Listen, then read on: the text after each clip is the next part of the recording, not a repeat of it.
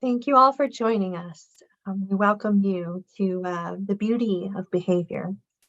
Each of us women here have been brought to you to share this message about our testimonies in encountering behavior that maybe is not considered normal or typical by some, but that we can see is exactly as the Lord created us to be. We're created differently, and there's a beauty to our creation and who we are. And each of us is different, learns different, behaves differently. So this session is about that and accepting that this is what the Lord has for each of us. Before we begin, I'd like for each of us to introduce ourselves. My name is Shannon. I live outside of the greater Philadelphia area. I am a life coach and counselor. I work with Curio Care, and I'm finishing up my graduate school program at Regent University.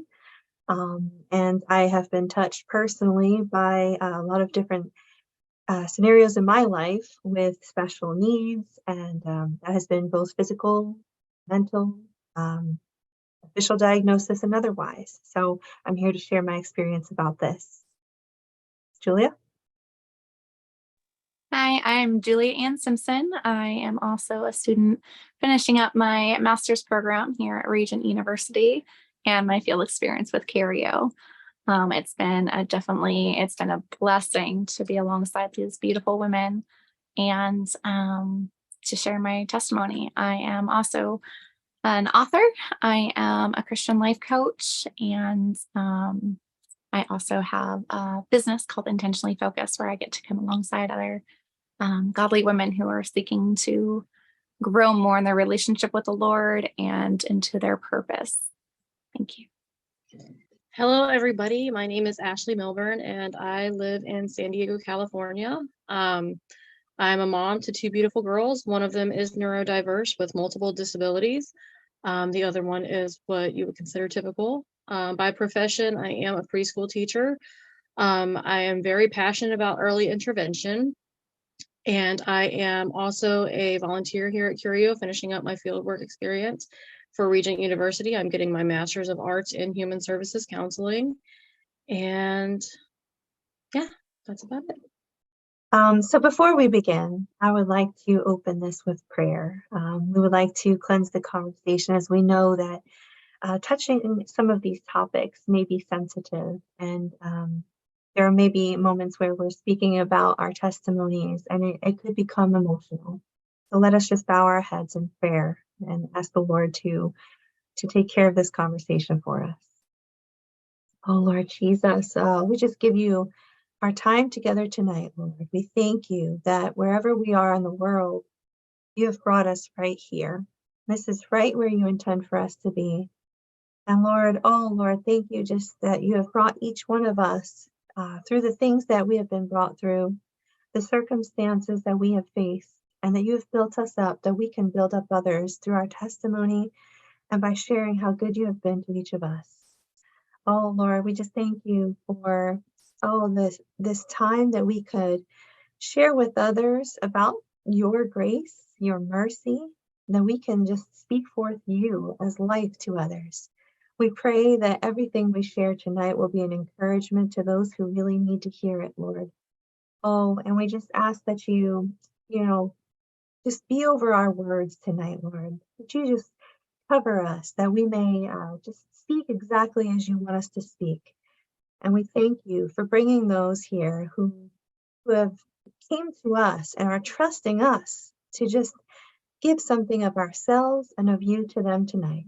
Thank you, Lord Jesus. In your name we pray. Amen. So I wanted to begin by talking a little bit about where I'm coming from in life. So personally, right now I'm a homeschooler, and I'm still in school myself. And so where I began is I was born and raised in Philadelphia, and I was born to a mother and father who were not married at the time. My father was the primary person who was in the household when I was a child. He was disabled physically, from a very young age. Actually, I'm pretty sure he was hurt at work before I was even born. And at some point during infancy, he was placed on permanent disability. We spent a lot of time together, and so I was a daddy's girl, and we were best friends, and we did everything together. But that also meant that there was a lot of time where I was just home because he couldn't really get around very much, and my mom would work. And so we did spend a lot of time in the house. And I didn't see anything different about it, and I didn't notice that, that there might have been things that other kids were doing. At first, I didn't really see a lot of other kids. I just saw my dad, and he was my whole world. Um, so I started to go to school because I came to the age of kindergarten age, and it was a legal thing that you have to put your children in school by this age. And this is when I started to encounter different families and different circumstances. It was weird for me to find out that, first of all, no one I knew um, had parents who were not married. And shortly after I started school, my parents split ways, and I was the only person in the whole school who had that circumstance. So it wasn't very relatable. And I guess that's when I first had my experience of somebody's life can be different than mine. Shortly after this, I was diagnosed with asthma, which was possibly related to spending a lot of time in a house with cigarette smoke. I'm not here to talk about that, but I do know that it was different. It was weird for me to have to take an inhaler to school. I would often pretend to lose it. I would hide it under the school bus seat. One time I actually threw it out of the window of the school bus because I just didn't really want it. I faced ridicule at school because kids who don't understand things that are different about you might say things. I loved to run. I was on the track team, so to have to use an inhaler afterwards because my mom wrote a note about it was embarrassing. I didn't feel like I needed it. And even though the doctors and my mom said I did, I just didn't want to do it. So I would come up with all types of ways to hide this thing about me so that I could fit in and feel more normal. That's what I thought, at the time. Um, so some time had gone by, and people started to realize I was quite good at school. So I was issued a test, and in this test, I skipped a grade. The rest of the grade that I was due to finish, I was promoted past it. And then I was put from second grade, which I had only spent a short time in, I was put into third grade. And when I got to third grade, they said, let's test her again. And I was put into a program that was for gifted students and was a gifted support program. We didn't hear anything of this before. Apparently, this was very new at the time that I was doing this. So my school did not have any way to support it. So I would get on a school bus once a week and head to a middle school because my school only went up to fifth grade. And I would take a class with students from all over the city who qualified for the same program as me. And I became very accustomed to that this is what I did, and because this is the type of student I was, and so I had these expectations. I still had the asthma inhaler on the bus. But in any case, because of the split family dynamics, I wound up having to relocate again. Relationship changes, and also, just overall moving in life. I mean, it was a part of life, but having two parents who are both moving, I changed schools again. When I changed schools, my mom had gone in and had talked to the principal about me being in gifted support. Again, this was really new in my city. And even though Philadelphia was supposed to be one of the most up and coming in caring for different levels of education like this at the time, the school that I had gone to knew nothing about it at all. And so when they heard support, they misunderstood my mother, and I don't think she knew how to explain it better. And I was placed in a course for remedial students. I was a fifth grader at this time, and I didn't see anything different about these students. So it took me a few weeks to realize what had happened. In fact, I might have never known if it weren't for the fact that I kept asking to go on my special bus to my special class. So, I remember distinctly being placed in this class and learning just about regular things that I would learn about in any other class. Nothing felt strange or out of the ordinary. I didn't recognize anything about these students being any different from myself. In fact, they were really nice. I liked them. I felt really welcomed to be in my new school, in this new neighborhood with all new people. Felt comfortable and I felt safe. And I felt like my teacher really cared. My teacher was so sweet and really just was out for what was best for me.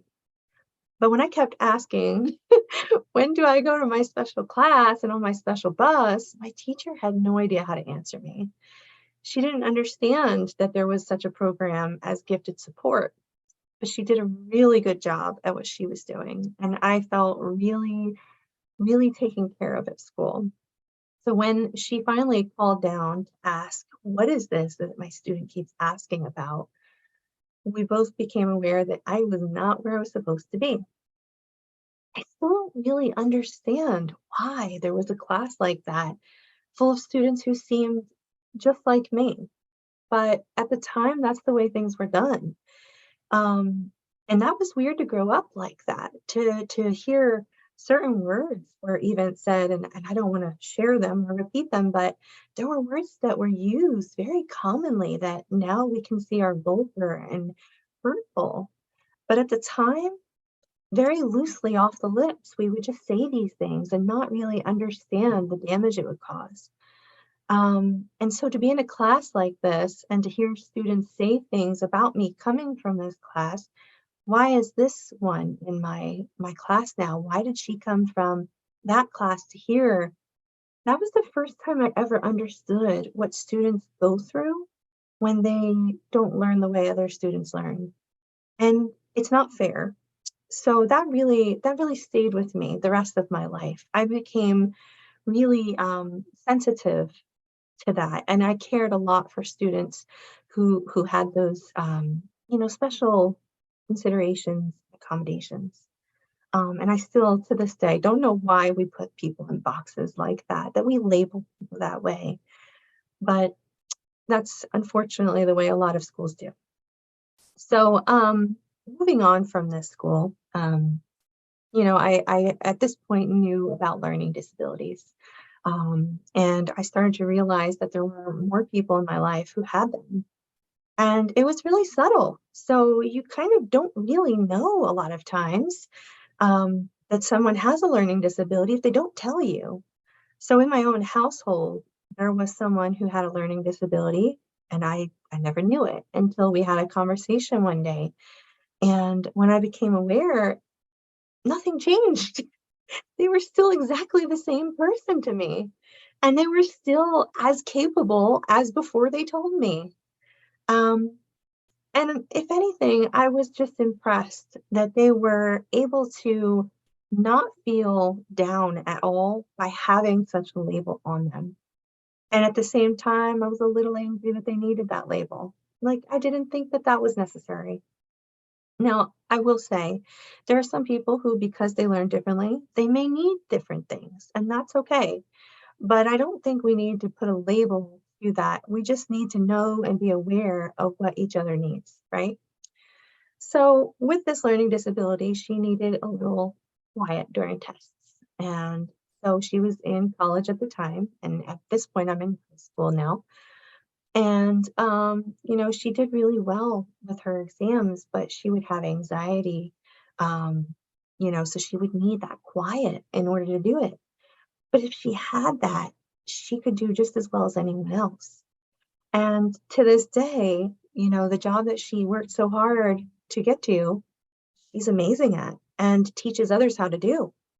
She teaches others in the medical field how to do a job that she is amazing with now, even though people at that time said, if you can't handle the tests without being in a quiet room, how will you handle the work? Well, she is, and she's doing great, just so you know.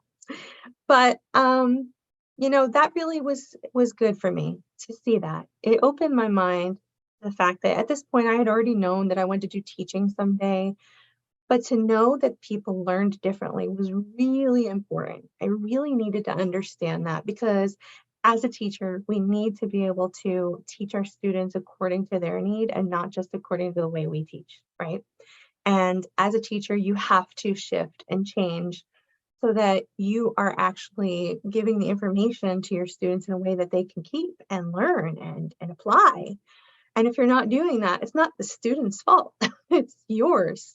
And so as a homeschooler, I definitely do a lot of that now. um, so let me talk a little bit about how I became a homeschooler. My first child I had shortly after graduating high school, and she was born premature. And she was in the NICU for 2 whole months. My water broke 4 months early, and then I had to be induced 2 months after that. And that was just the way things had to be. In order to keep her healthy and me healthy, that's what we needed to do. So there was nothing that I could do to avoid it. She spent that time in the NICU, and I was there every single day. But I knew in these moments that I was spending with her, as I looked at her with all of the different things attached to her, life is going to be a little different for this girl than maybe other kids. And I knew that right away. Um, really not that different. She was diagnosed with ADHD once she was at the almost at the middle school level. But the school was the one who pointed this out when she could not behave the way that other students were behaving in class. And she spent a lot of time doodling and doing other little creative stuff while she was supposed to be focusing. And so they suggested that we had her assessed, and we did. And at this point, I had started to study psychology. So I was aware of some of these tests, and I was seeing what was happening, right? But I complied. I followed what the school district asked of me, and the school district made the determination that she needed a special accommodations, that she needed an IEP.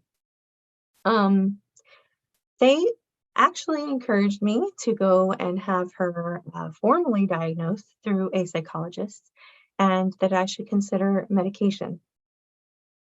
I just knew in my heart I did not want to medicate my daughter. I didn't think that it was needed at the time. And that's not to say that it's never necessary, but I know my daughter. And at this time, and we have to consider that my daughter was born in 2008. So by this time, she was maybe 10 at most. So in 2018, it was pretty common that there were a lot of overdiagnoses, and that's another issue in itself. But I knew she didn't need medication. I knew that she just really liked to talk. I do too. I'm probably where she got it from, right?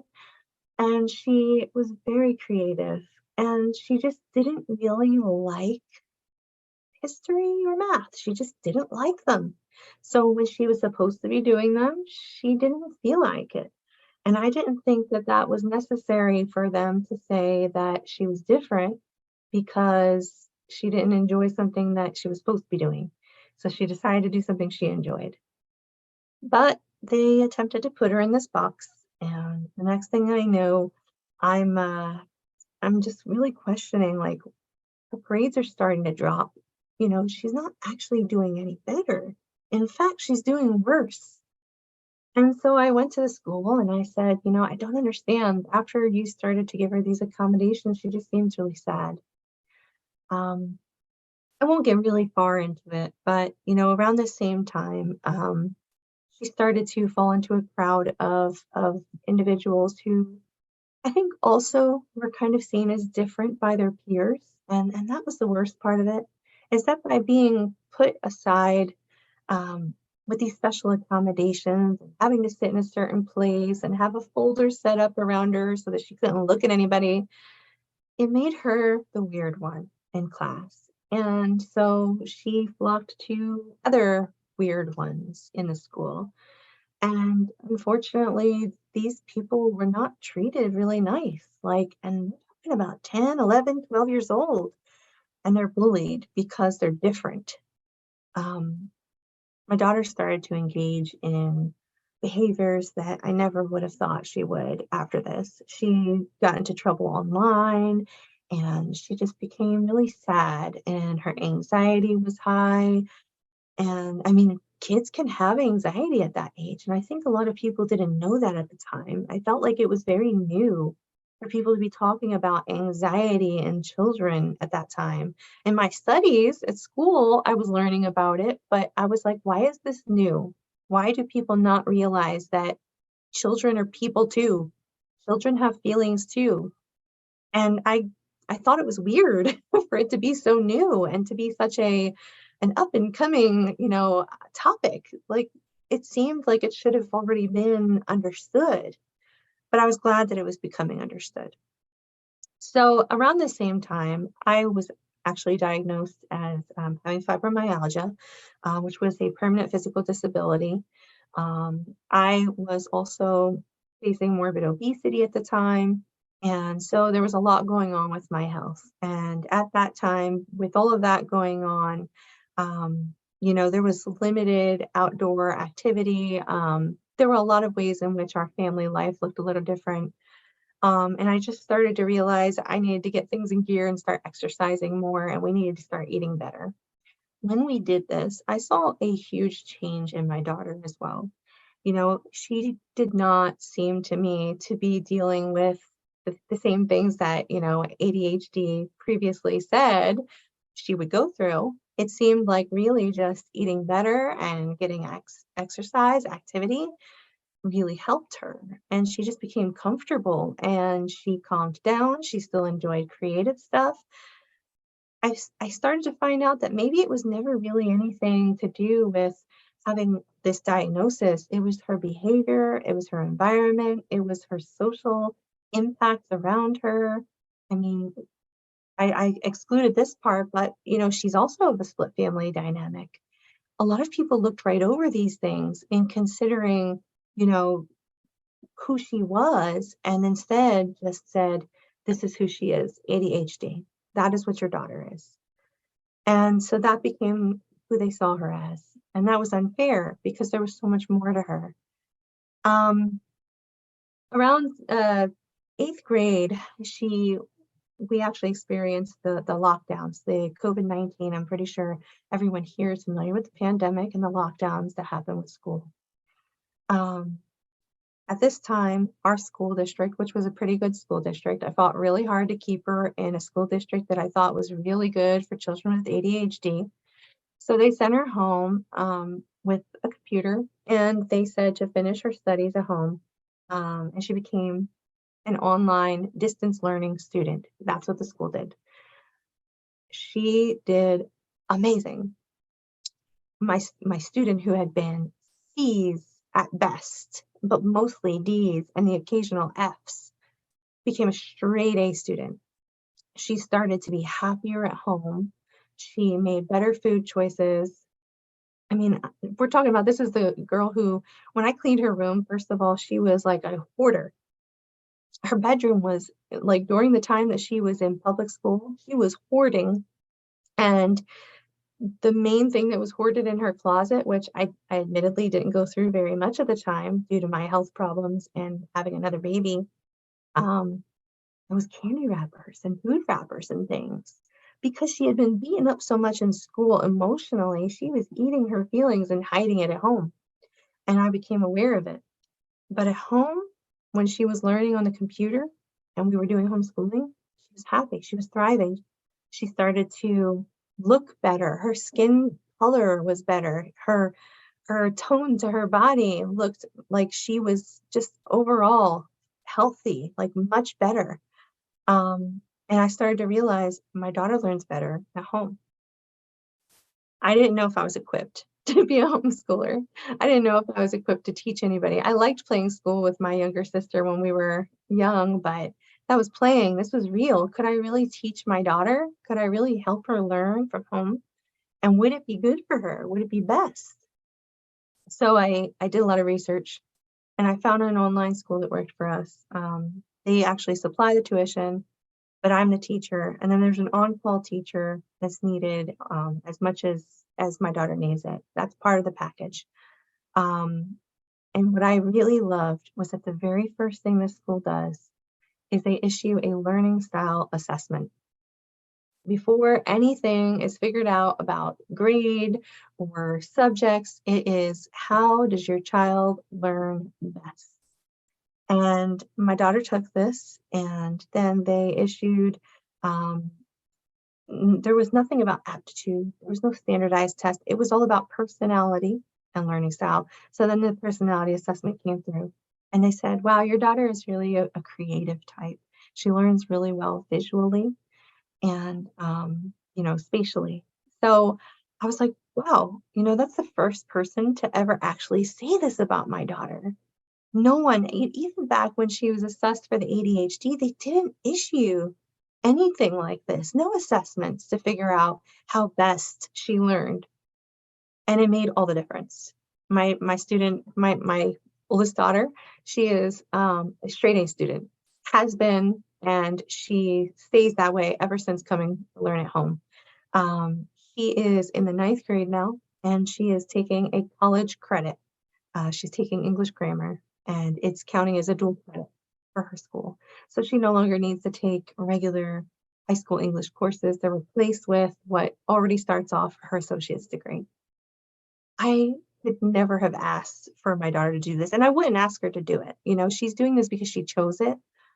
But this is someone who didn't like learning, didn't want to go to school.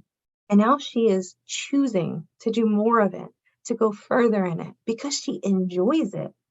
In fact, she is sad to miss out on doing school assignments or, you know, um, even a project. If she's like, I really wish I could spend a little more time on this. I'm really liking this. I want to learn more about this later. And so I tell her, let's do it this summer. Let's dig a little deeper. We'll go to a museum and learn more about that thing that you really enjoyed. And so homeschooling has been great. And my other daughter, I started to see that she had some of the same personality aspects that my oldest had. I guarantee you, if she were in public school, she would have been told she has ADHD also. And it's nothing that we're doing wrong. It's nothing that we're doing differently. This is who they are. This is their personality and their learning style. But again, we see these boxes people are put in.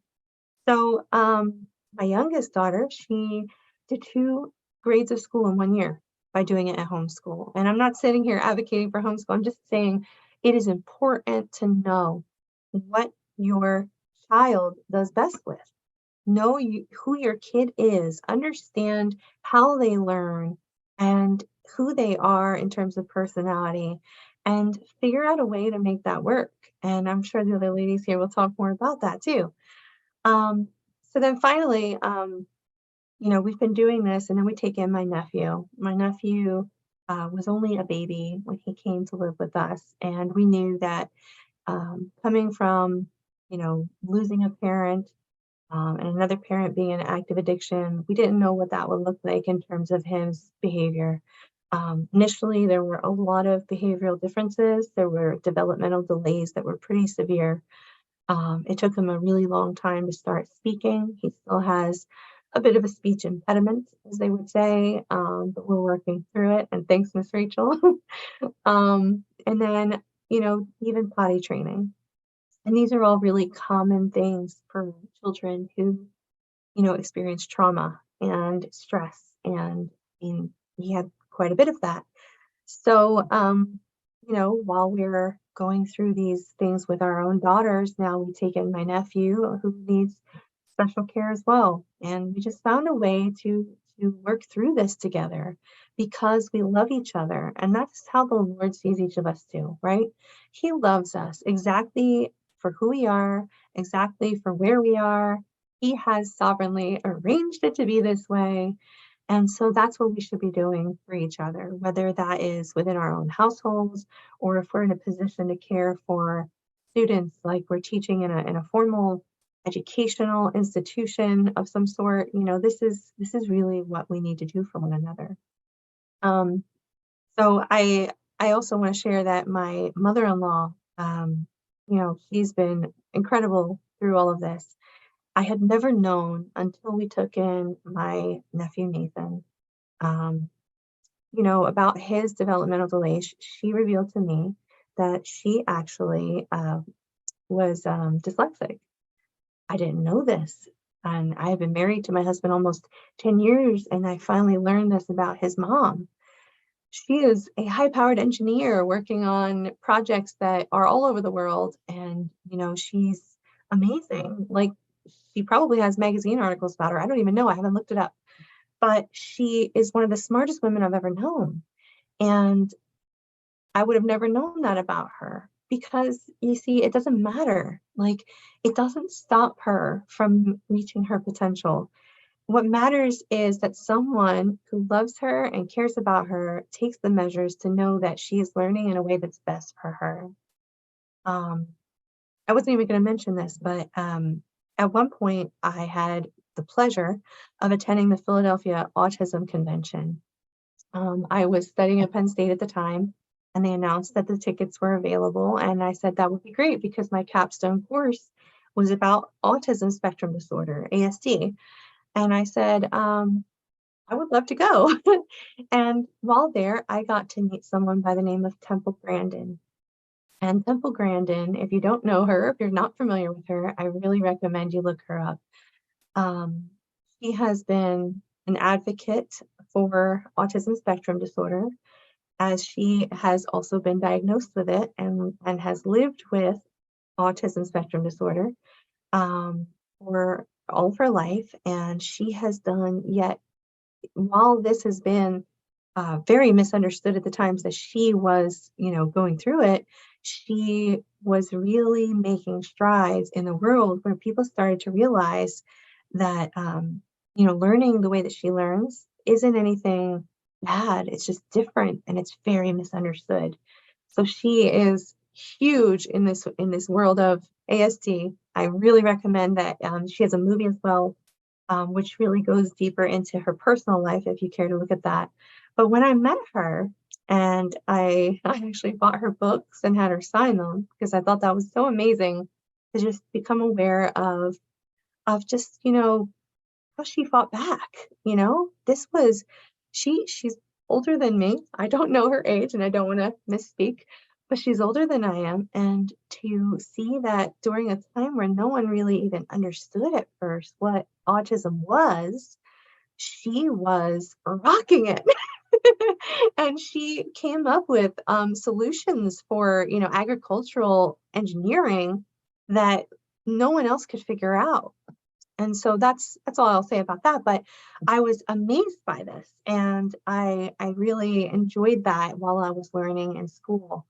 The reason I took that as my capstone course is because my sister, who I'm raising my one nephew, I have another nephew, her other son, who is older than the one I'm raising.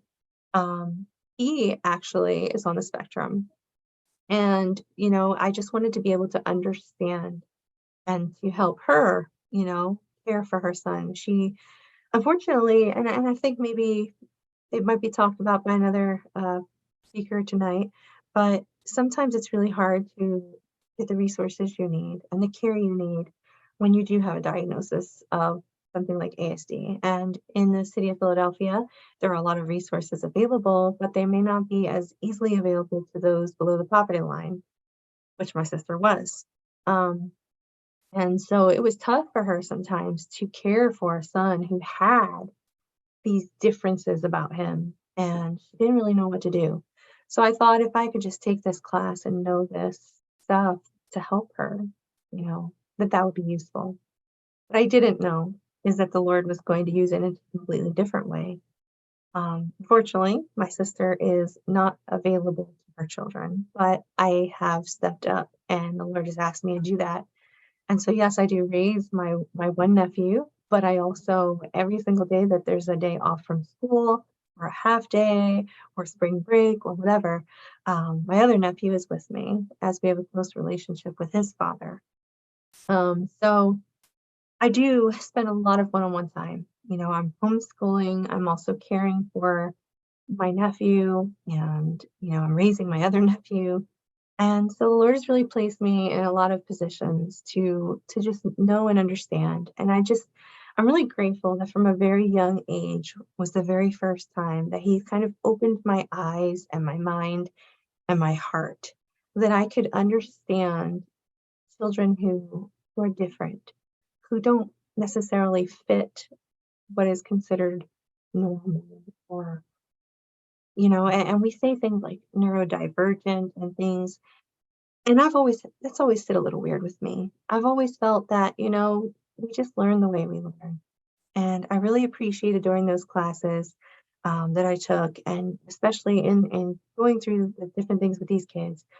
Um, it's not really about the label; it's about the love, you know. And the Lord calls us to love one another as He's loved us, and He does not love my nephew on the spectrum any differently than He loves my daughter who's not. He doesn't love my daughter who has ADHD, maybe, who knows, any different than He loves me. And this is something we need to come to understand.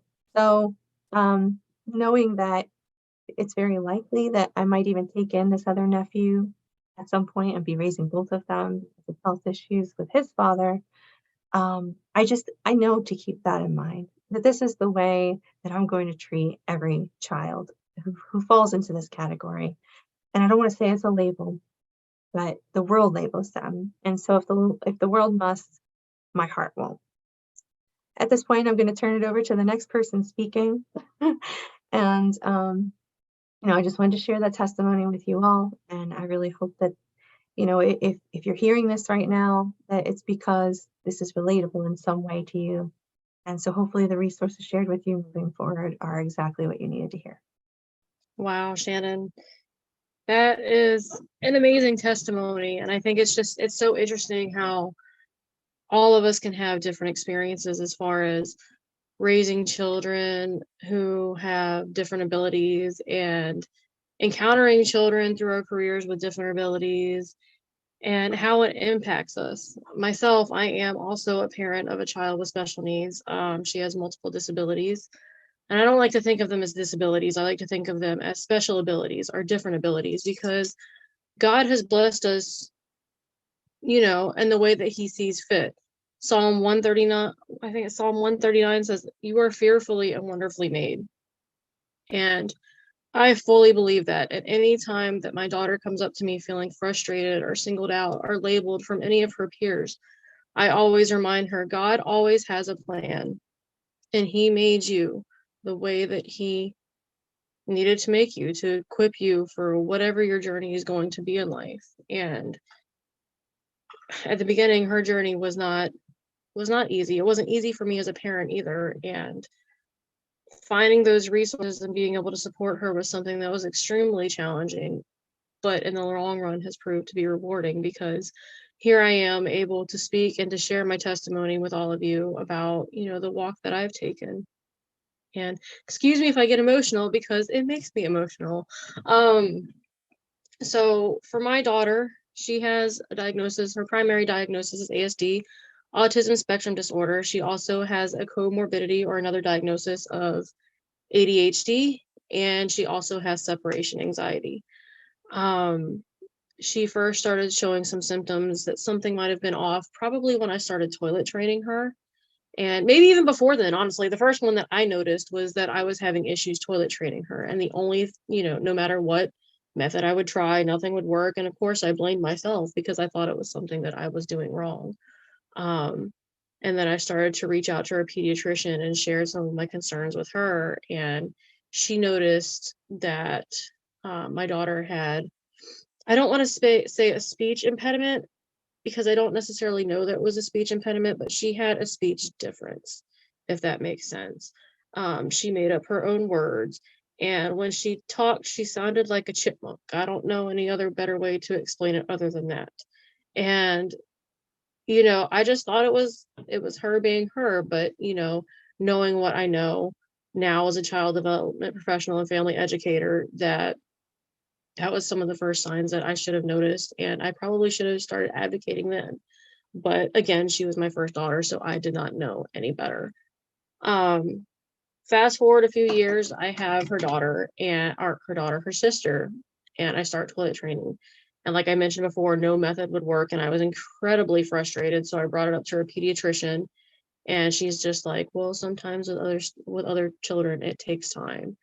And, you know, God does everything in his time. And then, we need to learn patience. And I had like zero patience with her and trying to get, all of these things figured out, because, here we were at 4 years old and she wasn't using the toilet. Meanwhile, everybody else was. And I got a message one day from a previous band director from when I was in middle school and high school. And she's like, I've been following your journey on Facebook. And she's like, have you ever heard of autism? And I had at that time, because my nephew had Asperger's syndrome, which at that time wasn't under the ASD umbrella, but now is.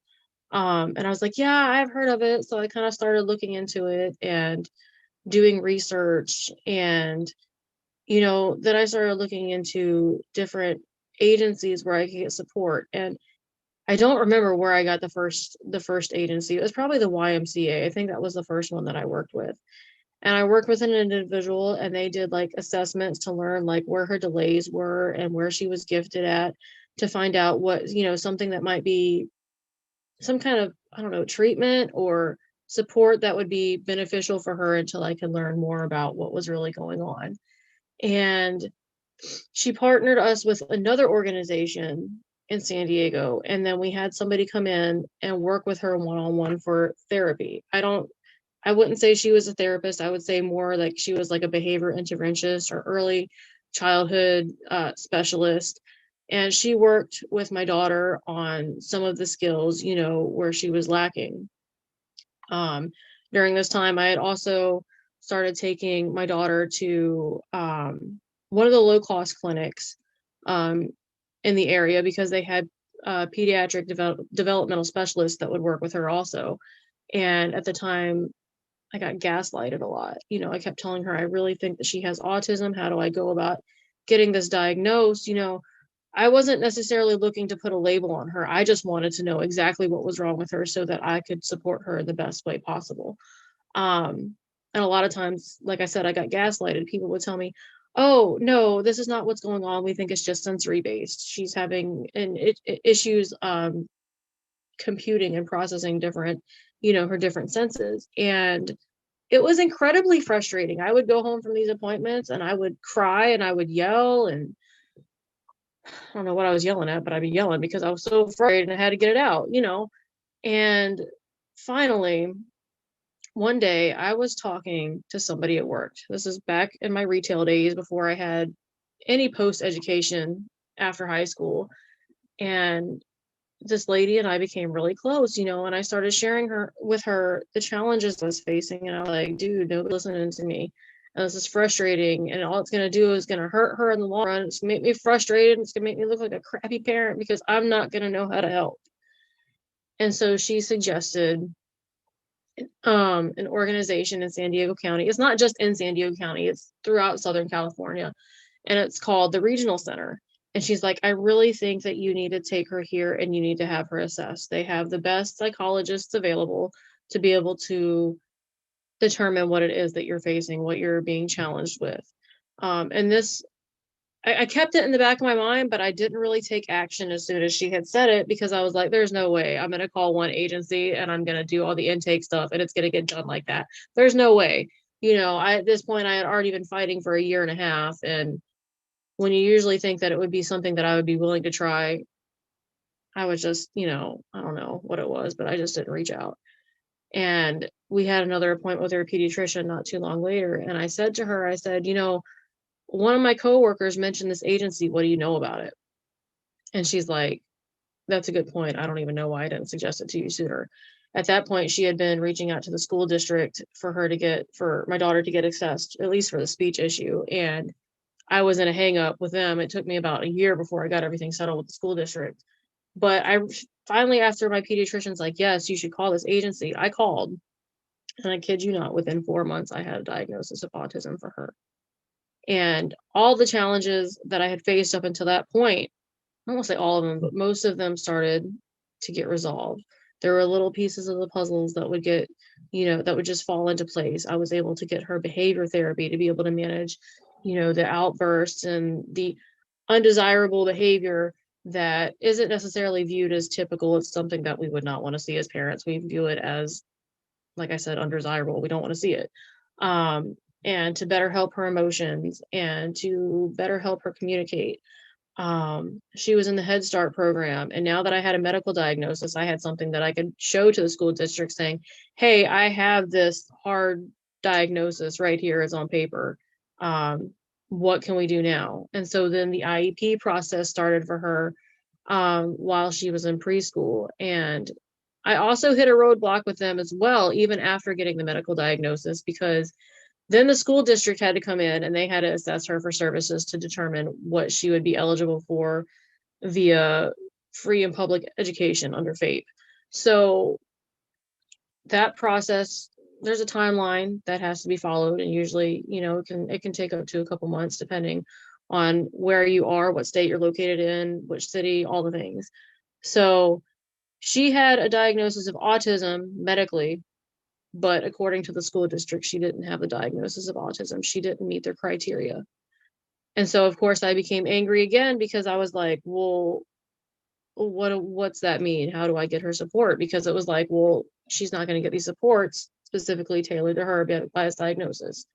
So after fighting and advocating for her and getting, more paperwork, and her formal diagnosis, a copy of it submitted to the school district on top of it, they gave her a diagnosis of SLP, which is speech learning. I can't even remember what it stands for. Let me look it up because I actually have it. SLD, excuse me. No, not SLD. It was under speech. We'll just say that. So she qualified for an IEP under speech, and then they had other accommodations for her as well. She received occupational therapy to help with the fine motor building and gross motor building, because she had a hard time like being able to hold her pencil and all the small motor movements that we would need to be able to write and to be able to be successful academically as far as completing assignments once they get to school. And then gross motor for like the large motor movements and stuff, because she was kind of clumsy, bless her heart. But yeah, she was able to get those services in the school as well. Some services that they couldn't accommodate via the IEP, she was able to get behavioral therapy outside of school. She was able to get it in her home, actually. So through her insurance and through the regional center, I chose to go through an agency to have somebody come work on behaviors, modifying those behaviors, helping her be able to cope with the things that would trigger her meltdowns. She was also able to, the behavioral interventionist we had also helped her work with her sensory issues. There was a lot of times that my daughter struggled with eating certain foods because of the textures and the smells and all the things that go along with it. She's still an incredibly picky eater to this day, but has improved greatly. There were days that we would sit there during therapy and we would work like 2 hours on eating a piece of French toast. And I laugh at it now because we're kind of past that now, but it was challenging. And I was thankful to be able to have those services because they helped her be able to grow in the way that she needed to be able to grow. They helped her be able to voice her opinions and let me know what it was that she was struggling with when it came to trying new foods. I'll never forget the day that she actually started using the toilet during therapy. Oh my God. I was in therapy that day, and my mother-in-law was like kind of overseeing her work with the therapist that morning. And the therapist came in and actually interrupted my therapy session, which my therapist didn't mind because she kind of knew what was going on in the background that morning too, and told me that for the first time, my daughter had used the toilet. Guys, I kid you not, I ugly cried. I ugly cried in front of her therapist. I ugly cried in front of my daughter, in front of my mother-in-law. My therapist has seen me ugly cry like thousands of times by this point, so it was nothing new, but just to be able to rejoice and be thankful that, we got to this point that we had been trying to get to for years, and what actually started the snowball for me to actually start advocating for her and get the support services she needed. It was like, I don't know, it was surreal. And it was amazing because I was seeing that progress finally starting to happen, even though that was a big step, but the small steps leading into big steps, and knowing that she would be able to be more successful, going forward in the future. Give me 1 second.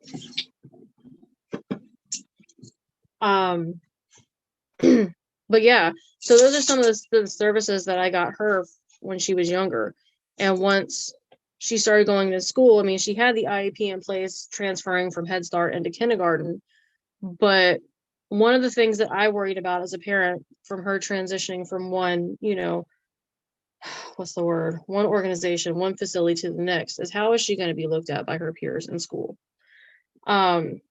And I worried about that. I worried about, the label of autism. I didn't know what was going to come with it. I hadn't walked this journey. My sister had, and her journey was a lot, I don't know. I don't want to say it was a lot messier because I don't like to compare because everybody's, situation is different.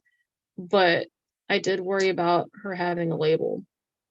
And one thing that I learned throughout this whole process is whatever your child's special ability is, it's not a label. It should be viewed as a blessing. And I know it's very hard to think about that because every disability is a challenge. It all has, you have physical disabilities, you have learning disabilities, you have developmental disabilities, and they all put roadblocks in front of you that, have different challenges to overcome. And it's stressful. Being a mom of a special needs child, the stress never ends. Guys, my hair is like turning gray, and it's not just from school, it's from raising children and doing all of the things. But once I got past the idea of her having a label and that she just needed to learn differently, my whole outlook and my whole journey changed for the greater. One thing that I think about is that you can't fix what's not broken. Children, their label, it doesn't break them. They just learn differently. I am a teacher also by profession. I teach pre-K, and I have a student in my class that was in the class before last year. And I remember talking with one of the other teachers, and the other teacher mentioned to the other parent that I really think that there's something going on here. I think you need to have her assessed. And the parent literally just looked at her and said, how can I fix it? How can I fix her? And that statement, I have good rapport with this family, and I love this student to death. But to think that your parent looks at you as broken. I mean, we're all broken in some way, but when it comes to learning disabilities and special abilities, I don't think you should think of your child as being broken. They just need support. So, like I mentioned, different ways that children can be supported. They can be supported through community entities. They can be supported through public school if your children are in public school. Some things that I know Shannon had mentioned and that I had mentioned were IEPs, and those are the long-term for it is an individual educational plan. And that falls under the IDEA Act and FAPE, a free and public education. These are things that children should be able to receive if they are in public school to be able to better support them in the learning environment. And a learning environment could either be via special education classroom, or it can be at a general education classroom. There's 13 different diagnoses that would qualify for a child as IEP, or to be able to receive services under an IEP. And I'm going to list them. It's kind of like I said, it's 13. It's a little bit of a long list, but it's good to know this information. And those things are hard of hearing, deafness, autism spectrum disorder, emotional disturbance, specific learning disability, speech language impairment, other health impairment, visual impairment, deaf blindness, orthopedic impairment, intellectual disability, traumatic brain injury, or multiple disabilities. Now, my daughter currently has an IEP, okay? This is her second time having an IEP, and I feel weird saying that. Ask, how does that happen? Okay, so my daughter had an IEP from the time she was in Head Start or in pre-K up until she was in second grade. IEPs have specific learning goals based on where the child is and where you would like them to be. She worked with specialists. She had occupational therapy in school. She had speech therapy in school. Those are the two services that she received in a public school setting. And she was actually what they would call general education. So she was not pulled out to a special classroom for other children that you know, had other special abilities on their IEPs. She was able to sit with those that are neurotypical and what you would consider a normal classroom. She would get pulled out for like little sessions, but she wasn't in a separate classroom. And then once she was in second grade, after she had met all of the goals, her school determined, hey, she's met all these goals, so now we're going to take this away. Okay, by second grade, her grades had started dropping. She went from like, I don't even remember how they graded them at this point, but like they graded them, I think, on like a 1 to 4 scale, 4 being the best and 1 being the lowest. And she went from having all threes. I don't think they really got she got 4s. It's very rare to see a 4 because it's like exceeds expectations. So she went from getting like a lot of 3s and the occasional 4, dropping down to 2s and 1s. So I knew something was going on. Plus she was super impulsive, and like her like hyperactivity was like through the roof. Like it was like nothing that I could do could help her refocus. So I started speaking to her doctor about it again. And she's like, I think she might have she might have something else going on. So at that point, I had to reach out to a psychologist, and she formally got diagnosed with ADHD on top of having autism. So this was a crucial part in me being able to make sure she had the right help, to be able to continue to advocate for her and make sure she still had some kind of support in the classroom, because she clearly needed it. While she didn't have any goals for an IEP and they took that away from her and deemed her as not needing one anymore, having that second diagnosis allowed her to be able to get a 504. So a 504 plan is similar to an IEP, as you have different supports that could be provided to a student in the classroom, such as chunking activities. Like they have to chunk my daughter's activities because she can't look at the whole project as a whole because it's incredibly overwhelming. She possibly gets that from me too, because I just can't do it. It's just incredibly overwhelming. It gives me anxiety. And then she also has extended time. She also needs to be paired with, when she had the 504, she needed to be paired with a peer. So she wasn't just doing the work on her own. She wasn't getting like all the answers from the peer or anything like that, but she was paired with somebody who was able to help her stay focused. She didn't receive services from a specialist. When children have 504s, they don't have a specialist come in and take them out. But it's just merely things that teachers provide in the classroom to make sure that the students are going to be successful. So with the 504, she had that, and then COVID happened, and COVID just like wreaked disaster on her whole learning. Like she hated learning. It's like I said, it's so interesting to see how everybody's so different. Like Shannon had the situation where COVID happened and her daughter did phenomenal. My daughter did not. And during this time, we were also experimenting with medication because, sorry, I'm kind of going all over the place here, but we had been doing behavioral therapy for my daughter, and they had quit doing it because at this time I'd already gotten my associate's degree in child development, and they had somebody like shadowing me, making sure I was doing all the things to support her at home, which I was, because I had learned it in school. So there was no need to have the behavioral therapy in the house anymore.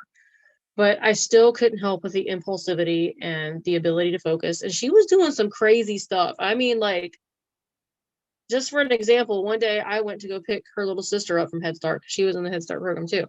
And the campus where she was at the community college that I had been attending. And I kid you not, my daughter took her little sister's hand and they almost ran into like a busy street. Like she was not fazed. She did not stop to think. Like she was a danger to herself. And at that point, that's where I was like, well, we definitely need to be able to get medication. So I will say that the choice to medicate is totally up to you. And I think that when you are deciding whether it's right for you, you need to think of where your child is and what their specific needs are. My daughter was a danger to herself and a danger to her little sister if I wasn't keeping a close eye on her. So to be able to help her focus, I decided that medication was the best option. And after she went on to medication, I saw a dramatic improvement in her grades.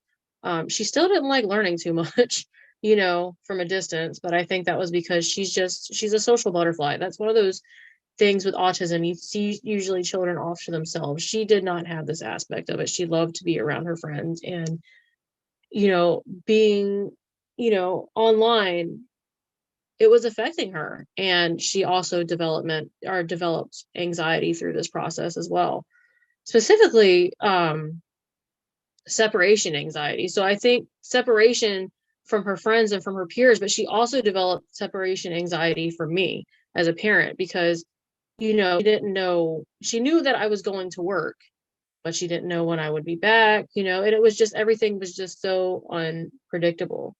So then we returned back to school after COVID. Thank God. I was so happy everybody returned, because even though I'm a teacher by profession, I could never homeschool my kids. Like, I have a different level of patience for littles versus elementary school, and I will never probably teach past pre-K. So she started going back to school, and I noticed that the 504 wasn't supporting her the way that it needed to be supported. I mean, some of the accommodations that were made when she had it, as far as like being with peers and having extensions on time, that stuff wasn't applied while she was out. So when she goes back, it's like having a whole culture shock again, and going back to school, and then the anxiety on top of it, and the switching of the medications and finding stuff that worked for her. It was really a challenge. And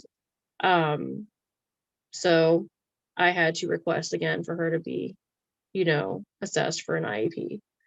And this part of my journey was almost as hard as it was at the beginning, because I got gaslighted, not from medical professionals this time, but I got gaslighted by teachers at the school. Not specifically her teacher, but like the special education team, like the school psychologist, the guidance counselor, especially the one that's supposed to be there making sure stuff is getting done. And I had a good rapport with the guidance counselor, but to sit there in a parent teacher conference and see her grades dropping again and be gaslighted by people knowing I have a degree in the field that I had was incredibly frustrating. I remember just like sobbing in this meeting. Like, usually I'm pretty good at keeping my composure, but I lost it. And I was like, I'm requesting this, and by law, you have to do it, So they didn't see the same things that I was seeing. So I wrote them a formal letter and I sent it in. And not only that, because they were gaslighting me, I went as far as to reach out to an attorney to make sure that her needs were met, because if they were going to shut me down, I was ready for a fight. And I met with an attorney, and he told me that there was really nothing he could do until he found out whether they were going to give her an IEP or not. And he also commended me on advocating for her, and that was incredibly huge for me, because I felt like she was being failed because I wasn't doing a good job. And he turned that whole thing upside down. But yeah, I wrote the letter, and she was able to get assessed. And when they did these assessments, it opened their eyes.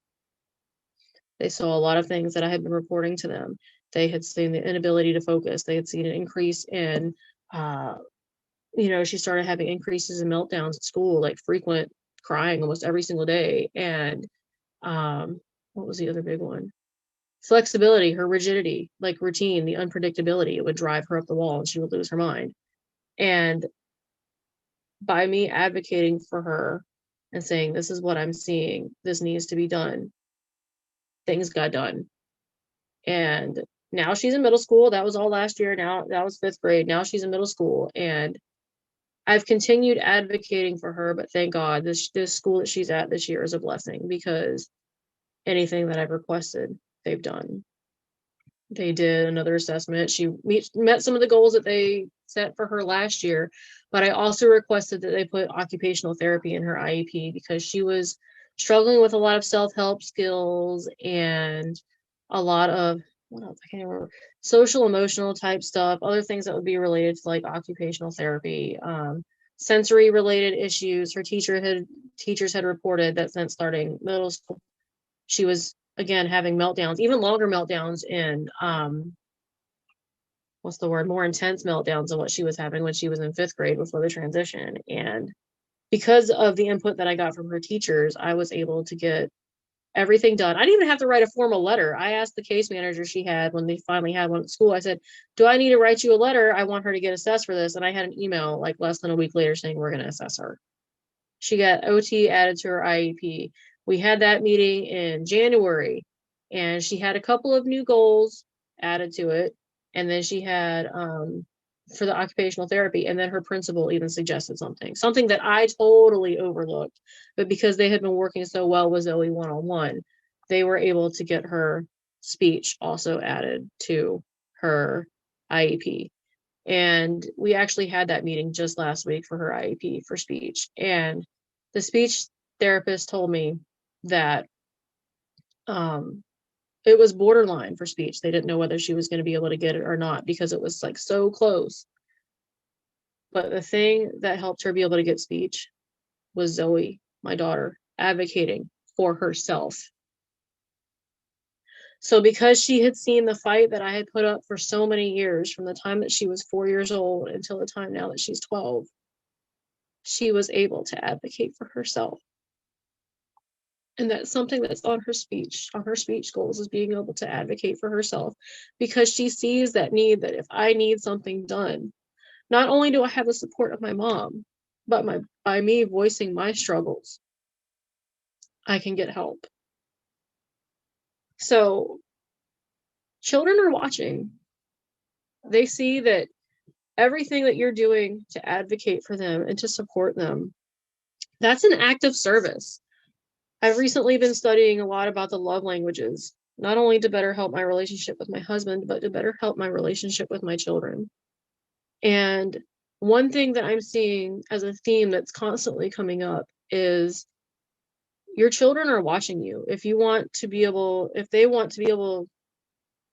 how do I word this? For them to be able to love others in the world, we have to show them how to love. So we have to model those behaviors. And me modeling and doing these acts of service for her to help her be successful is showing her how to love others. And she stands up not only to advocate for herself, but she also advocates for her peers in the classroom as well. So yeah, that's my testimony. And I kind of threw a lot of stuff that's informational wise in there as well. But another huge proponent that I want to add, as far as a parent, maybe even probably as a teacher as well, because teachers face burnout a lot. But as a parent with a child with special needs, you need to practice self-care. I'm not the best at practicing self-care as a student, as a parent, as a teacher. And I will openly admit it. Obviously, I'm not scared to admit it. But self-care is extremely important so that you don't get burnt out. If you get burnt out, you can't advocate for your child. Period. And also practice self-forgiveness and grace for yourself, because no parent is perfect. The only person that was perfect was Jesus, and he was walking on water. And let me tell you, I'm not brave enough to go out there and start walking on water unless Jesus is there and I'm Peter. Like, it's not happening. Okay. But give yourself grace and remember that no child is the same, and that God had a plan when he gave you this child as a gift into your life. Without my daughter, I certainly wouldn't be where I'm at today. I wouldn't be sitting here speaking. I wouldn't be sitting here starting my own business to help other families and to advocate for them. I wouldn't be teaching. I wouldn't be doing any of this. I'd probably still be working in retail, and it would be a boring life. But I thank God every day for my daughter and for her gifts that he's bestowed upon her, because it's been an incredible blessing to be able to be her mom and to be her advocate and to be her friend. Thank you, Ashley and Shannon. It's our stories that connect us, right? It's so important to be able to be so transparent as they have been. I'm so thankful for their testimonies and their journeys that led them here. I would like to start this time first with breathing, and I want you guys to close your eyes with this as I read a poem that was shared with me when I was pregnant with my first daughter. So go ahead and close your eyes and breathe in through your nose, and make sure you hold it for a few seconds and then let it out. Just breathe through this time while I read this poem to you. A meeting was held quite far from earth.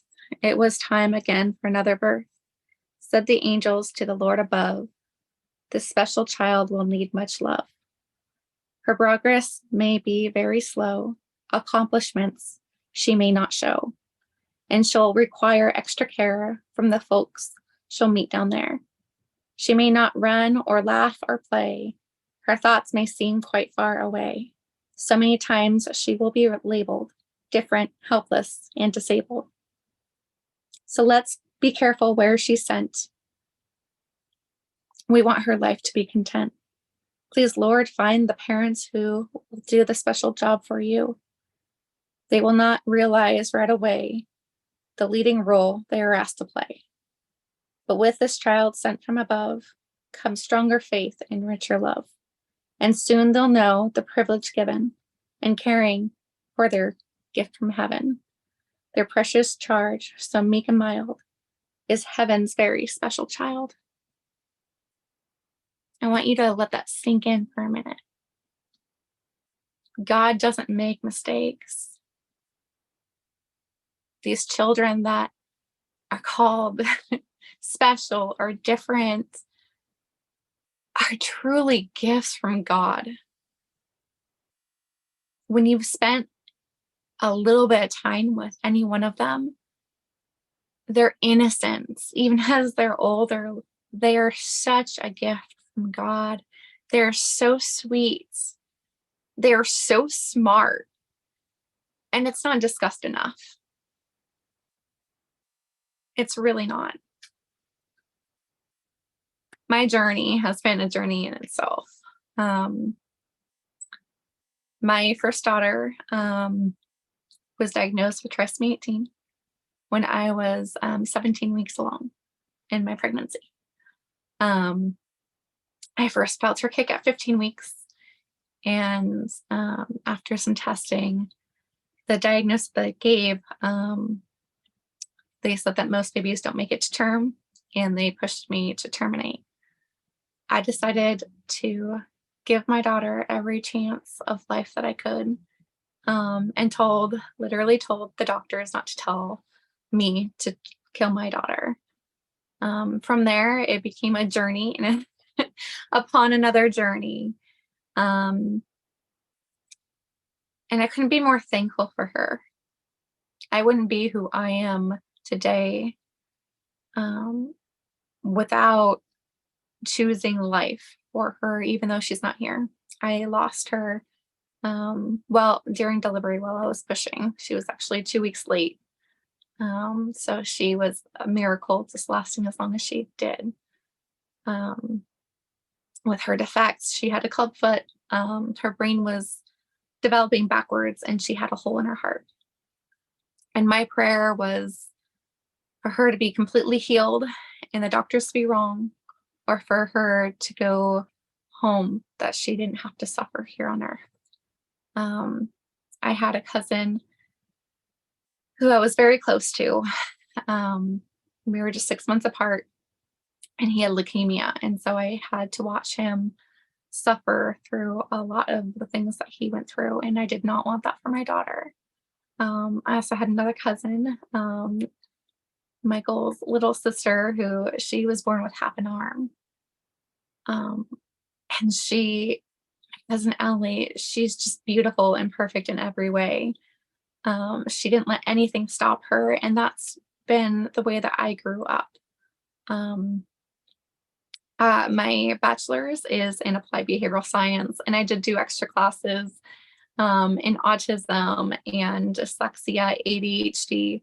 I've always loved the way that the mind works, and I really wanted to be able to understand that more. And it wasn't my direction. It was the Lord's direction. So in 2014, I was in 2 car accidents, followed by a cancer diagnosis 2 months later. And months of praying and trying to navigate my life going forward was really difficult. It was a fight just trying to find a diagnosis, know what's going on with me, the pain. They gave me a diagnosis of fibromyalgia because they didn't understand what was happening. But I had to be my own advocate. And after 3 years, I would find out that I had craniocervical injury. An injury. I have torn ligaments throughout my cervical spine. One of the ligaments also holding up my cerebellum was also damaged. And then it would take even longer to be able to admit to myself that I had PTSD, and later after that I did have a minor brain injury. It's when we do things that we learn more about ourselves, and even more when we start walking our calling, that parts of what we were able to do before we could no longer do. And that was my case. I never realized how smart I was until I couldn't use parts of my brain. So I started my my bachelor's in psychology in 2014. Actually, it was 2015. I started that next year, and I only made it through a couple classes, and it was really hard for my brain to focus, and the migraines. And then I was also having to go through treatment for my cancer as well, that I had to take medical leave. And then it'd be 2 years later that I was actually just getting ready to have surgery. And instead of surgery, I found out I was pregnant with my daughter that I have today. I found out I was pregnant with my daughter Liliana 2 days before my daughter Sarah's 10th birthday. I thought it was going to be the worst year, as I was fighting for my own life. And instantly I would realize that God had something better planned for me through it all. I had lost my grandpa just a few weeks before my daughter was born. But that next year, I received a check in the mail from his inheritance of $1,000 that allowed me to go back to school. I had an amount on my tuition I wasn't able to pay because I had to take medical leave, and so I was unable to go back to school, even though I knew what I was supposed to be going for. And I knew that would be something that would make both my grandparents very proud that I used my money in that direction. So I started back at school, and it wouldn't be very long before I ended up switching my career from psychology to applied behavioral science. I loved how psychology and philosophy and anthropology and sociology, how they all work together in such a beautiful way, just like our body.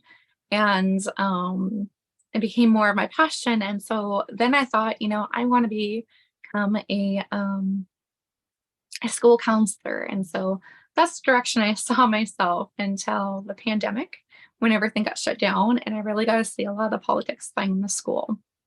At the beginning right before the pandemic happened, I'm also a substitute teacher. So I help mostly working with the special needs middle school and high school. Those are my favorite students to work with.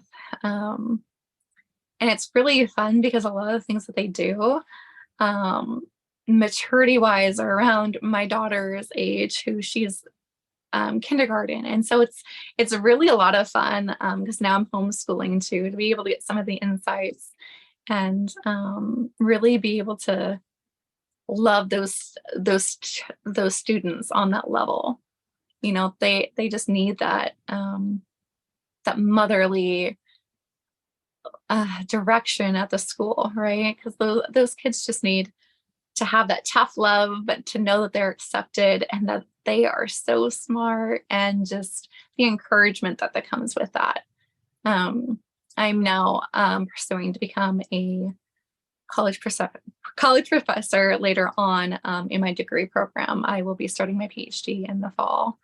And the graduation is just a couple weeks away from my master's, and I couldn't be more thankful.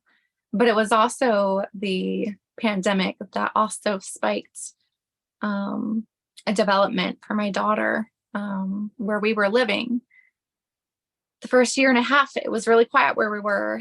And then because of the shutdown, which went against everything that I learned in my degree program for development and kids and the social aspects of life, a lot of the kids, teenagers that lived around us turned to gangs. And we end up having to deal with a drive-by shooting, our apartment getting tagged, and a whole bunch of other things that normally I had never experienced before. I'm from a small town, and so that was really hard, especially as a single mom with a 3-year-old. And she ended up having anxiety now, and she's very extroverted now because she was locked down with me for so long. We did go out and we did see family, but I had already had her in dance and a couple extracurricular days, and everything was shut down, right? Everything was shut down. And now we have this mental illness on top of everything else that's going to be generations that we have to look at. And so even more discussions like these are really important because we don't know what's going to be happening in the months and the years to come. And it's really important for us to understand that we have to advocate, not just for ourselves, but we have to be in tune to also our children because we need to cover them. And there's so much that is happening in the school districts that we really need to be able to advocate for their mental, for their physical, their spiritual discernments. It's really important. I had my daughter in a private Christian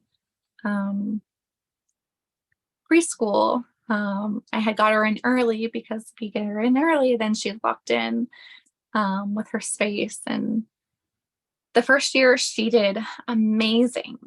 But there was kids either her age or a year older than her, and she just really thrived. And that next year, she actually went backwards.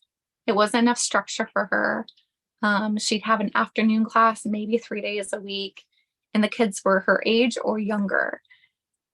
And I really started seeing a huge difference. And when I would mention that, they would see a different where she just didn't want to listen, or that she just didn't want to, had a hard time transitioning to other parts of the class. And me knowing my daughter, I know that's because there's not enough structure. And she, understanding who my daughter is and her gifts in that direction really helped me to really start recognizing some of the other developmental things on top of the way that they were teaching weren't fully aligned with our beliefs, because we're also observing Christians. And so understanding that what I was really seeking to do and have for her, it wasn't aligning. And one day I had a call asking to sit down with them, a teacher and another teacher, about Liliana transitioning into kindergarten. And when I went into there, they wanted to hold her back another year in preschool. And that really bothered me because I knew she needed more structure. It was not structured enough. And she loves to learn. That I'm like, I don't want to hold her back from who she is. And that day when I went home, I was really struggling with how do I keep her in this section so she still has her spot, and trying to figure out all these different elements when instead I should have been listening to the Lord. And that next day I heard the Lord tell me so vividly, where I don't tell you to have other people raise up your children. I tell you to raise your children. And it really stuck with me that I really had to start thinking about, well, why is it so normal that I really want to have my daughter in this private school? I knew a long time ago that I didn't want to put her in public schooling, especially with some of the things that they're putting through, even at the kindergarten level. But why was I so determined to have my daughter in a school for 6 to 8 hours a day. And I really started having to weed back and detox myself from that thinking. And I had so much more peace about the idea of homeschooling. And it's been such a blessing. It's been the best decision I've ever made. And I was always afraid of homeschooling because I thought I wasn't qualified, which is so sad because we're qualified as parents. Right? We're so qualified just as parents that we know what our kids need. And we've already done this school. I teach my daughter in 2 hours what she would be at school for 6 hours doing. And it wouldn't be that one-on-one that she needed, and she does other activities. She does dance and gymnastics. And we were blessed enough to find a homeschool program that she gets to go to a core class once a week for 4 hours. And doing that, she gets the free electives. So as a single mom, I can afford for her to try and do all these different things and be able to balance work life and home life. And that I couldn't be more thankful.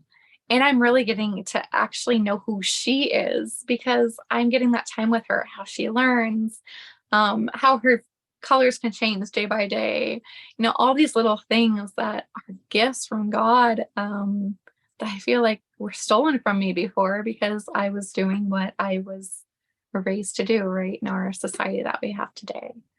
So in this seminar, I really just want to encourage you to really listen to the Lord's leading. If you found anything, the directions, the extra programs, I was really worried about my daughter's speech delay. She has a lisp and was having difficulty with some words and whatnot. And as long as you're still in the district that you are, you can do homeschool and you still get to have access to those programs. A lot of people don't understand that. And I wouldn't have known that if I wasn't a substitute. It was one of the life skill teachers at the high school that told me that, because I was paying for everything out of pocket and I would have done whatever I needed to do. Even with barely any income coming in, I would have done whatever I had to do for my daughter. But to know that we can still access those things without having to have our kids in that setting every day, if things are aligned with what we're wanting to do, is so incredibly huge. We did a interview with a speech rehab. I can't even talk. This speech specialist that they had there at the school, the therapist, and she really understood what I was seeing, but it wasn't at the level where they could really help her with an IEP. But then I've also noticed that when you give diagnoses, that it can really be an entrapment where people think that they are their diagnosis. And so I'm really thankful that they didn't give her a diagnosis, but she was able to give me resources and things to work on with her. And so, being able to build networks and community, even if you can't get into those programs, they can still give you resources or fun things to do. Or we're in, the generation that we are, that we can just Google something, but on YouTube where you're able to see things like this seminar, for instance, where you're really able to really graft and take things from one person's perspective or another person's, even more with communities, because every community is different. So you can really go in and search on different things. So I really encourage being the advocate. Doctors are practicing medicine. They aren't God, but we are children of God. And so we're really able to access a lot more information and discernment if we really listen to our instincts. Our intuition is a gift from God. And so there's a lot more that we can say on a lot of those, but I really wanted to share my testimony in these directions because I've had to use and be adaptive in all the things I've had to do. I really had to advocate for myself going back to school when I was finally able to go back, because I can't do certain things. Like, it overwhelms my brain. And so being able to advocate and share that with the school, they were able to give me accommodations that allow me, when I'm having flare-ups, a couple extra days or an extra a day, an extra time on a test. It doesn't give me anything that makes it unfair, like an advantage over somebody else. It just makes it doable for me. And I'm so thankful for that. I am in my master's program with a 3.95 GPA. And I have my medical things that could have just trapped me in a diagnosis that I wouldn't be here today. But instead, because of everything that I've gone through, I can equip the next person to do the same. I have a distant cousin who has autism, and his parents were so adamant about not treating him differently, and to be able to equip him to take care of himself. And I couldn't be more proud of the man that he has become.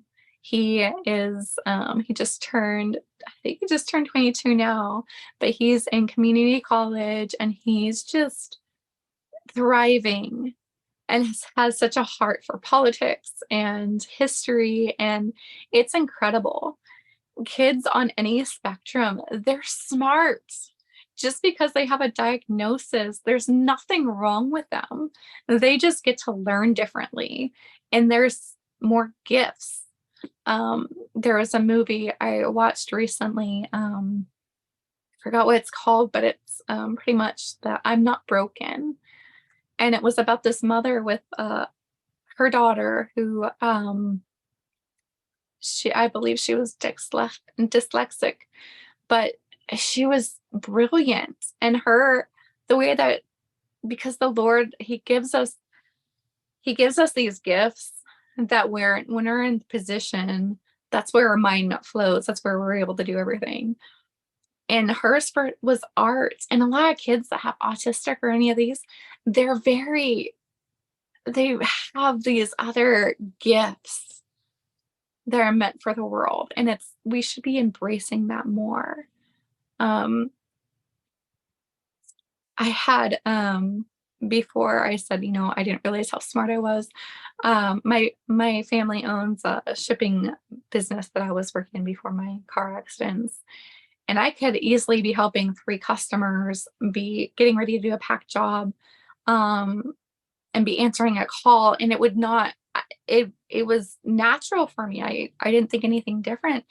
But now when I tried going back to work just months after my accident, doing those dimensions, trying to figure out what a box would be, and having somebody talk to me overwhelmed my brain so much that I would have this serious migraine. I would get my anxiety. I couldn't think. I would get so foggy. And it was so awful. And fighting for the diagnoses to try to get me help was just as awful. But when I actually started praying, it was a month of prayer. Lord, if I have to live with these injuries, what can I do? Where I heard him say that I was supposed to counsel people. And it was one of those aha moments where I in high school, I didn't even know what a peer counselor was until I was nominated to be one. I had been counseling people my whole life, but never thought about it as a career. But that's where I'm still thriving. So even with my accident, there's still blessings in the diagnoses that we're given. A lot of the times it's blocking us from a different direction that we're not supposed to go into. And it highlights where we're supposed to be. I had 10 years where I couldn't even write, and that was my spiritual gift. And it was after my accident that I was able to have that release in writing again. We throw away our God-given talents for the ways of the world. But then the Lord, if we allow him, when things happen in this world, he can navigate us right back to where we're supposed to be with those gifts.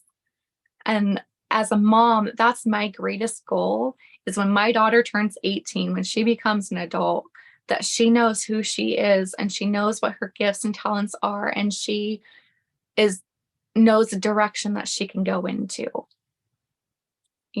There's so much that's broken in our society, especially in the school system, where you're told you can do whatever you want. And then you get to high school and it's, what are you doing after high school? Are you getting a job? Are you going to college? Or are you joining the military?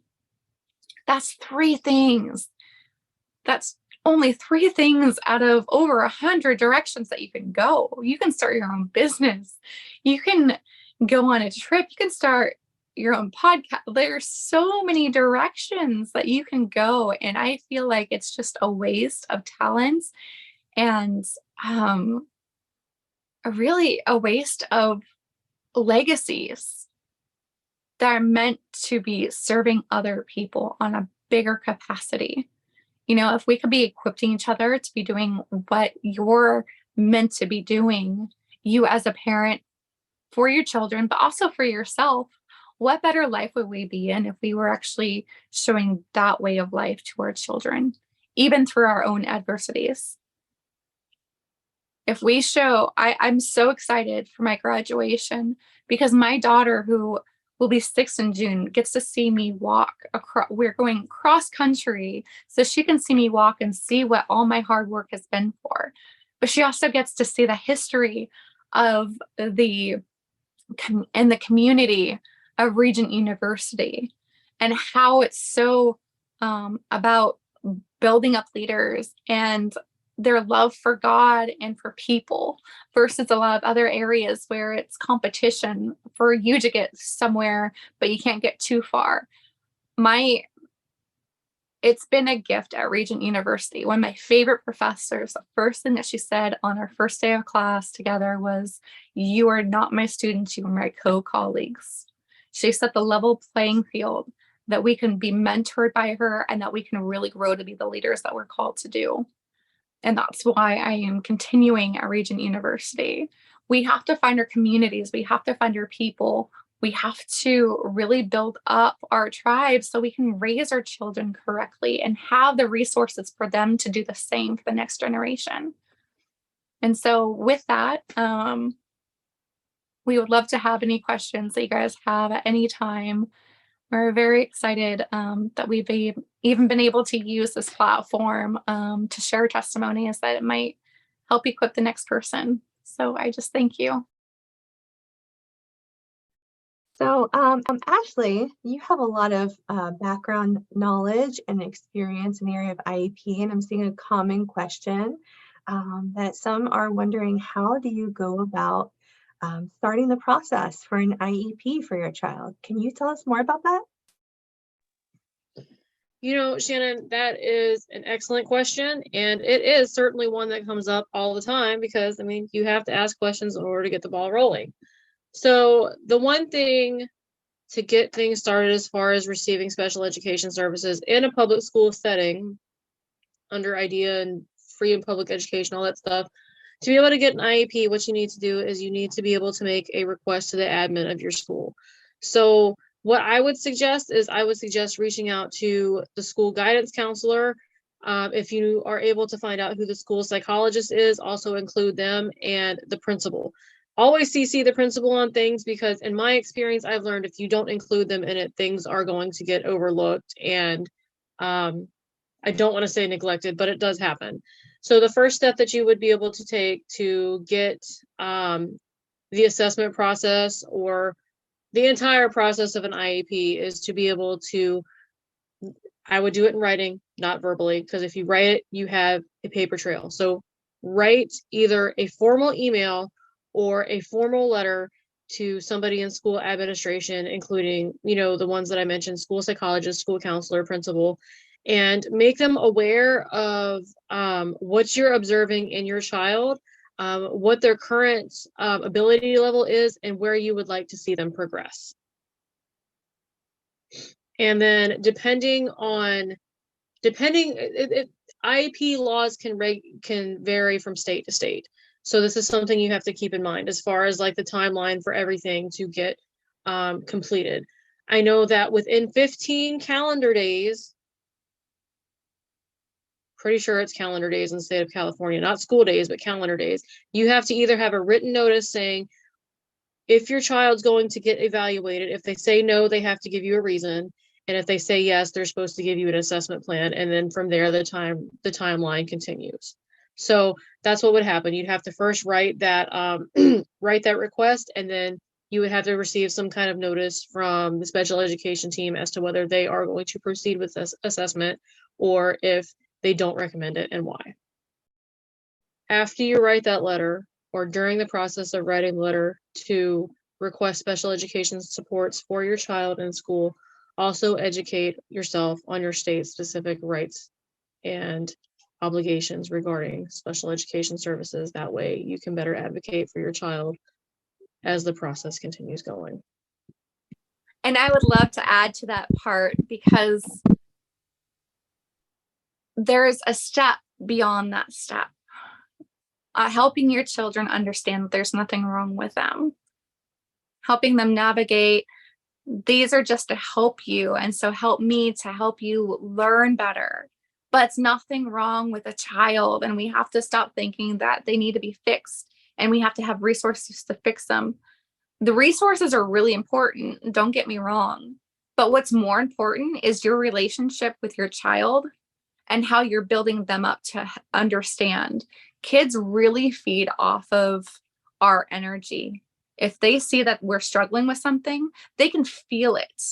And they're so innocent and so sweet, but at the same time, just like us, we can be our worst critics.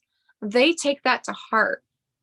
And so we really have to be able to equip them to be able to navigate their strengths and not weaknesses, but where they can continue to grow, right? Because we don't want to feed in anything that the enemy can really plant on them, that they come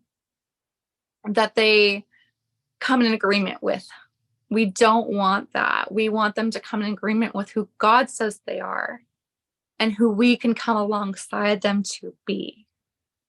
And so I really want to encourage all of you to really know your children and to have your relationship be at the forefront of all of it. Because even when you're able to get those resources, they will thrive so much better if they know that they are loved and that diagnosis isn't who they are. It's just a part of their journey.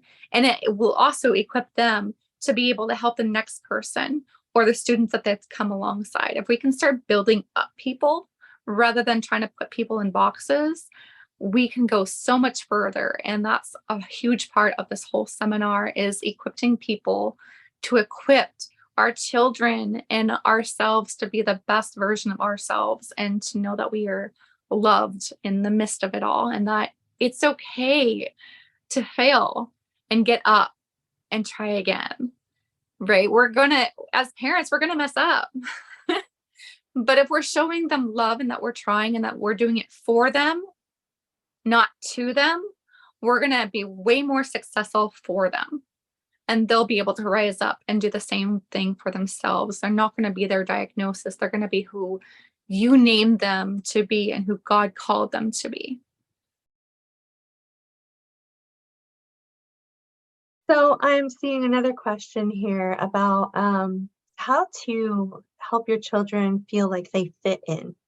And so one thing that I mentioned about Temple Grandin, I actually have a couple of books of hers here.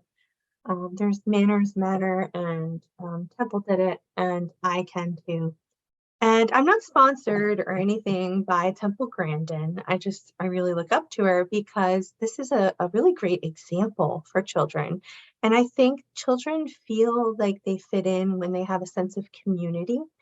So I think it's really important to consider ways to interact with those who have a similar journey. And it's not always going to look the same, but just to be sensitive to your child's needs in terms of maybe there's a support group, or maybe there's even a meetup group where you can go to a playground with other children who have similar situations, circumstances, maybe even the diagnosis, um, or maybe just it's the age group. And it's just that they are considered to be differently abled. Find ways to help your child fit in. And that doesn't always mean to always be among special kids who are looking exactly like them, but just to find another way to fit with people who can be their peers. One of the things I really like about these books, in the Manners Matter, Temple actually discusses how manners were really, really hard for her to learn. And I talked about that earlier, how my daughter had a tough time learning certain things she wasn't interested in. Sometimes that can be something like social stuff, as Temple Grandin says. So social stuff can be hard for some children because of the different pathways in the brain that, that they're just differently wired. And so it's not something they're super thrilled about, or it doesn't come as easy, because that's just not their personality and learning type.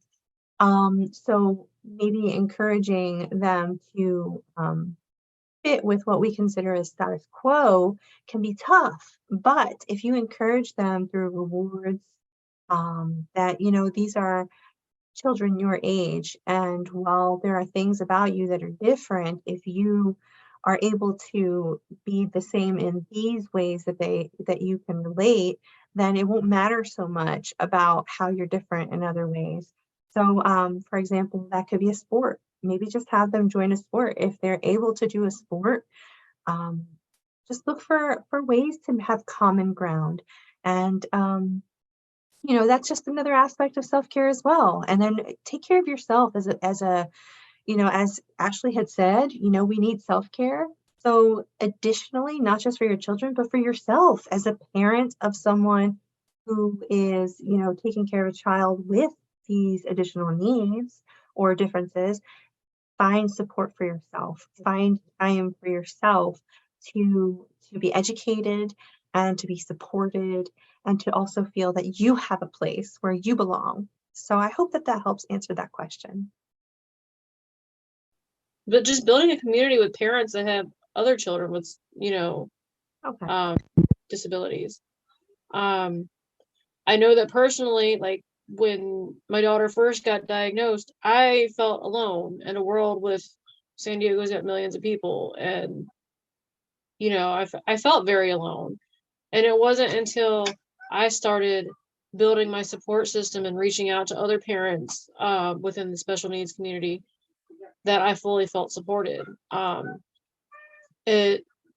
those supports allowed me to be able to understand that there are more community resources out there, and it helped build up my knowledge as far as special education in general, because when I first started this journey, I didn't know anything. It was when I first started this journey, I wasn't in school, so I didn't have like that vocational, I guess, information that became available.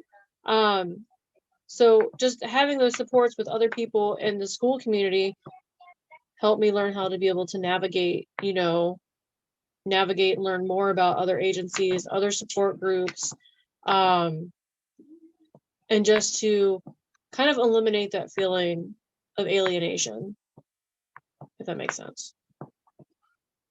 So yes, I think it would be beneficial for parents to also reach out to others within their school community, within, whatever kind of network they're in, to be able to build those support systems and not to be shy. I mean, yeah, it's kind of weird sometimes when you meet new people, but remember, these people, I mean, you're able to build those connections because you guys have unique experiences that other parents don't have. So Julia, I'm seeing questions about how do you pray concerning something like this when you're up against a situation where things are not going according to what you expected. What would be a way that you could just take that to the Lord? Do you have any advice on that? a great question, Shannon, because really prayer is power, right? And we got to be able to connect to the source of all power, since he has called us his children and have given us a way. For me, a lot of the time, as many of you have heard, one of the things that I pray is for anything that's not of God to be shut, and to ask, because, a lot of people don't understand. They'll misquote the scriptures and say, whatever you ask, in his name, he will give you. No, whatever you ask that's aligned with his will for you, he will give you. There is times, yes, he'll give you things that you've asked for. So be careful what you ask. But when you're aligned with him and his will for you, it's a lot better. So if you just allow and give him full permission and just say, and I've really been equipping my daughter with this, is, Lord, what's not of you, take it from my home. I don't want it near my home. If I start feeling some of those questions and burning, making me question myself, are you feeling anxiety or are you feeling peace? And a lot of that is, hearing our shepherd's voice, because where God is, we have peace, we have joy, and then where there's fear and anxiety and that that sense of grossness, that is not of God. There is that fear of walking towards God, and that's different, right? Because there's still a sense of peace on the other side of that fear, where I know I have to do this. I'm really scared about doing it, but when you get done with it, God's using it. He's calling you to it. There's a different sense of that anxiety versus, you're not supposed to be doing this, right? Who are you? God never asks, who are we? He tells us who we are.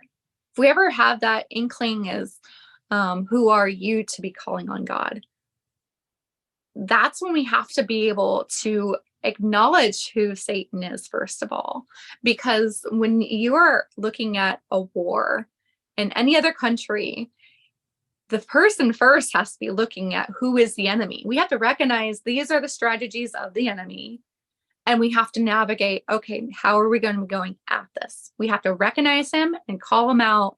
So for me, I've really learned how to laugh at Satan. I've really learned how to really put him in his tracks on those things, because that's how the Lord taught us how to do it when he was in the wilderness. He taught us how to say, where I am, you're not allowed to be here. You're not allowed to tempt me. And we have that same authority.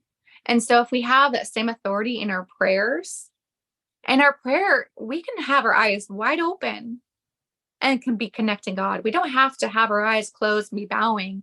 We can be singing a prayer of worship in our car. It's a conversation, and a lot of people don't understand. There's strategies of prayer, but then there's also that constant communal prayer, where we're constantly just talking to God and saying, this is what's going on. I'm going to praise you in it. I'm going to come to you with it. And it's going to be like continual, because we have to give and take, right? It's a relationship. So with that question, I just want to say, using prayer as communication and as a weapon, to talk to our Heavenly Father, but also to navigate what directions we have to go. And we have to be in the spirit to be able to really be able to feel that out. What emotions am I feeling right now? Why am I feeling it? And doing the breathing as well, even when we're praying, so that way we can get out of our own minds. And again, fellowship, prayer and fellowship, where two or more are in agreement, is even more powerful. So I hope that was the direction that you were asking, but you let me know if you needed any more on that one. Thank you, Shannon. Thank you all for joining us. And I wanted to look at what the Bible has to say as an encourager for all of us, for each of us who have shared, and for those of us who had some of the small group conversations about this matter.